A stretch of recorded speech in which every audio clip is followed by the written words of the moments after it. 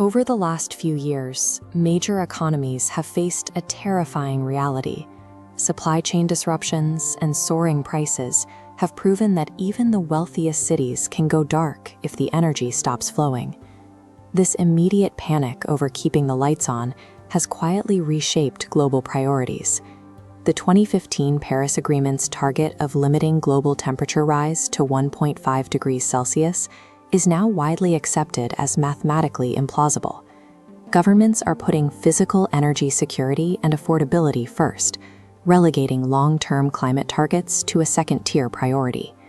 For the last century, global stability has operated on a simple premise: power belongs to those who control the flow of fossil fuels. Access to crude oil and natural gas has dictated international alliances, driven economies, and determined the victors of modern conflicts. This reliance is hard-coded into our physical world. Petroleum provides the chemical inputs for modern agriculture, the fuel for global aviation, and the industrial heat required to forge the steel and cement used to build our infrastructure. The proposed strategy to stabilize this system relies on the mass electrification of the global economy. By scaling offshore wind and solar power, governments hope to bypass the traditional choke points of the oil and gas trade. But trading pipelines for power lines does not erase global risk. As the world rushes to electrify, we are blindly walking out of one historical supply trap and locking ourselves directly into another. Despite massive investments in green technology and record-breaking installations of solar panels, worldwide oil consumption hit an all-time high in 2023. The global economy requires absolute baseline stability to function. Because solar and wind are variable, meaning they only generate power when the sun shines or the wind blows, older, dispatchable power plants must stay online to prevent the grid from collapsing when the weather changes.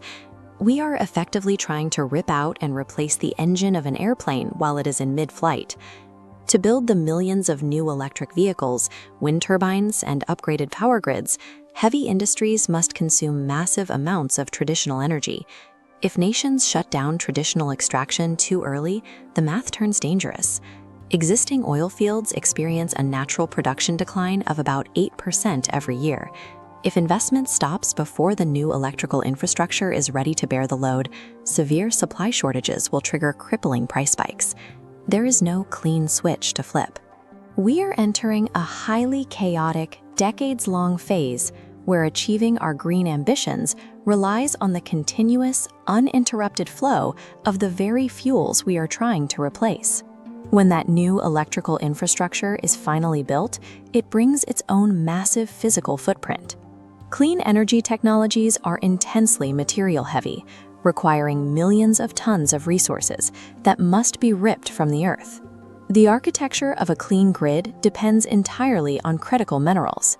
Elements like lithium, cobalt, nickel, and copper are the primary ingredients for the 21st century, serving as the structural components for high-capacity batteries and regional power grids.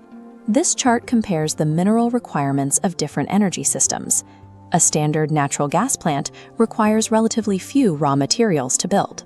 But replacing that capacity with an offshore wind farm or outfitting a fleet of electric vehicles demands an exponentially larger volume of specialized metals, often requiring operators to process over 100 tons of raw earth just to yield 1 ton of copper. While the need for these resources is global, the supply chain is tightly bottlenecked. More than 70% of the extraction and processing for these critical minerals happens in just a handful of countries. Even at the height of its power, OPEC's control over the global crude oil market was less concentrated than the current grip on rare earth processing. Energy independence in this context is a myth. By abandoning fossil fuels, nations are trading a heavy reliance on Middle Eastern crude oil for a strict dependence on a few foreign powers to supply their critical minerals. This dynamic is actively rewriting the global map.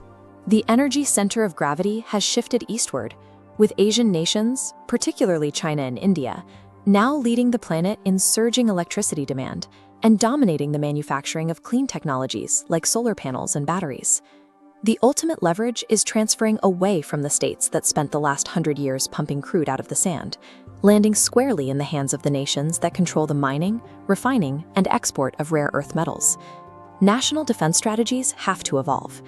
Energy security used to mean deploying naval fleets to protect oil tankers and securing pipeline routes across continents. Today, the vulnerabilities look different. A highly electrified society is structurally fragile. Shifting transport, heating, and heavy industry onto the power grid requires millions of miles of exposed cables, substations, and transformers stretched across massive surface areas. This expanded grid faces two immediate threats. First, it is a prime target for sophisticated cyber attacks capable of remotely paralyzing entire regional networks. Second, it is exposed to extreme weather. In 2023 alone, severe climate events wiped out power to 210 million households worldwide. As we step away from burning ancient carbon to harvest the wind and the sun, we are not curing the world of geopolitical risk or systemic fragility. We are merely selecting a new set of dependencies. The transition to clean energy will not automatically yield a peaceful, stable globe. Instead, it has fired the starting gun on a ruthless, high-stakes race to secure the materials and infrastructure needed to survive the age of electricity.